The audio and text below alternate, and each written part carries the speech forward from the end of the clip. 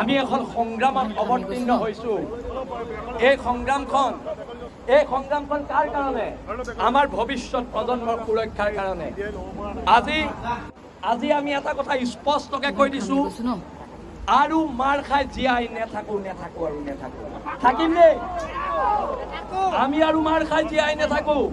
আমি এখন দীঘলীয়া সংগ্ৰাম কৰিব লাগিব এই থলগিৰি মানুহখিনিক বচাবলৈ।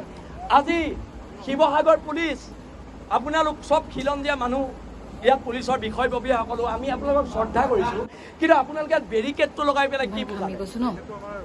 আপোনালোকে বেৰিকেডটো আঁতৰাই দিয়ক। ভয় নোখোৱাব আমাক আপোনালোকে। গণতান্ত্ৰিক প্ৰতিবাদ হৈছে, গণতান্ত্ৰিক প্ৰতিবাদত আপোনালোকে শ্ৰদ্ধা জনাব লাগিব।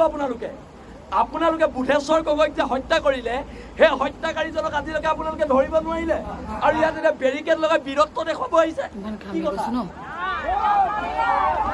কি কথা এইবিলাক?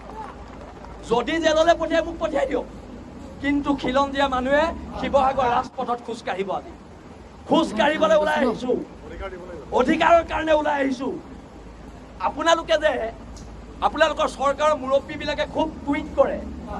এই যে জিমি দাসক যে মাৰিলে, তেতিয়া যে আমি টুইটটো নেদেখিলোঁ কেলে? সেই ভিডিঅ'টো আমি টুইটটো নেদেখিলোঁ।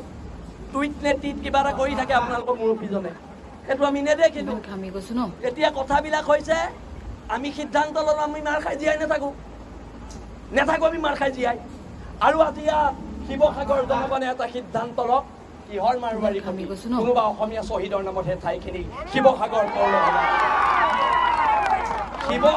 পৌৰসভাই আমি 30 জাতীয় জনগোষ্ঠীয় সংগঠনে পৌৰসভাক স্মাৰক দিম, 7 দিনৰ ভিতৰত মাৰোৱাৰীৰ প্ৰতি নাম সলনি কৰক, আমাৰ শ্বহীদৰ নামত দিব লাগিব। কিহৰ? যদি এলাহাবাদৰ নাম প্ৰয়াগৰাজ হ'ব পাৰে, মাৰোৱাৰীৰ প্ৰতি নামো আমাৰ শ্বহীদৰ নামত হ'ব পাৰে, হয়নে নহয়? আজিৰ পৰা এখন সংগ্ৰাম, এই সংগ্ৰামখন আঁঠু কাঢ়ি কাণত ধৰি জীয়াই থকাৰ সংগ্ৰাম নহয়। সেইকাৰণে আমি কওঁ, হ'ব পাৰোঁ আমি দুখীয়া, আমি তহঁতৰ গোলাম নহয়। আঁঠু কাঢ়ি অধিকাৰ খোজা আমাৰ নিয়ম নহয় আৰু নিয়ম নহয়। শৌৰ্য বীৰ্যৰে মহিয়ান জাতি, তৰিলে দেশ, মৰিলে স্বৰ্গ। আকৌ কৈ দিছো অসম পুলিচক, তৰিলে দেশ, মৰিলে স্বৰ্গ। এইবিলাক আৰু নহ'ব। বহুত গুণ্ডামি হ'ল। 17 চনৰ পৰা মাৰ খাই আহিছোঁ, 17 চনৰ পৰা আমাৰ মানুহ মাৰি আহিছে, আৰু 17 চনৰ পৰা এইবাৰ আমি নোহোৱাহেঁতেন আজিও এইকেইটা জেলত নাযায়। আমি ৰাজপথত নোহোৱাহেঁতেন শিৱসাগৰ থানাত অচি টেবুলত বহি লাল চাহ চিংৰা খাই জামিন দিলেহেঁতেন, হয়নে নহয়? ফেচবুক লাইভ কৰি জাতীয় সংগঠনৰ ল'ৰা এটাক মাৰিলে। মৰাৰ পিছত প্ৰতিবাদ হ'ল, প্ৰতিবাদ হোৱাৰ পিছত সেই মাৰোৱাৰী মানুহজনক শিৱসাগৰ তেতিয়া অচি কোন আছিলে মই পাহৰিলোঁ, অচিয়ে লাল চাহ আৰু চিংৰা খাই জামিন দি দিলে। সিহঁতৰ কাৰণে জামিনটো বৰ সৰু বস্তু, লাল চাহ আৰু চিংৰা, আৰু আমাৰ কাৰণে 3 মাহ জেল। সিহঁতৰ কাৰণে জামিনটো লাল চাহ চিংৰা, আমাৰ কাৰণে জামিনটো 3 মাহ জেল। নহ'ব।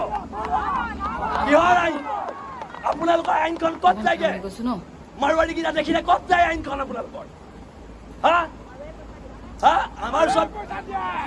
আমি স্বাভিমানেৰে জেলত থাকো, কিন্তু মই আজি আপোনালোকক কৈ দিছো, আজি প্ৰশাসনক কৈ দিছো, স্বাভিমানে আমি জেলত থাকো, কিন্তু 3rd ক্লাছ মাৰোৱাৰী এটা ভৰিত নধৰো। না তাৰ পৰা পইচা খাওঁ, না তাৰ লগত কিবা ব্যৱসায়িক সম্পৰ্ক আছে। স্বাভিমানেৰে জেলত থাকিবলৈ আমি গৰ্ব কৰোঁ। আৰু যদি আপোনালোকে, মই এতিয়াও কৈছোঁ, এই মানুহখিনিক যদি সুৰক্ষা দিবলৈ আপোনালোকে বিচাৰে, সেইটো আপোনালোকে ঐতিহাসিক ভুল কৰিব, সেইটো ভুল নকৰিব। আজি ইয়াত থলগিৰি মানুহ ওলাই আহিছে, আজি ইয়াত হিন্দু মুছলমান ওলাই অহা নাই, থলগিৰি মানুহ ওলাই আহিছে, আৰু এই থলগিৰি মানুহৰ স্বাভিমানক আপোনালোকে শ্ৰদ্ধা কৰক, শ্ৰদ্ধা কৰিব।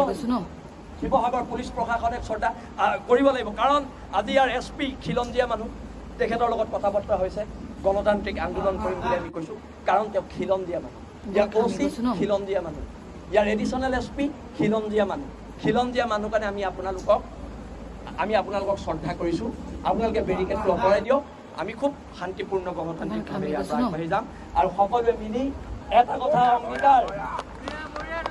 এটা কথা অংগীকাৰবদ্ধ হওক সকলোৱে হাত মুঠি মাৰি কওক মাৰ খাই জীয়াই নাথাকো মাৰ খাই জীয়াই নাথাকো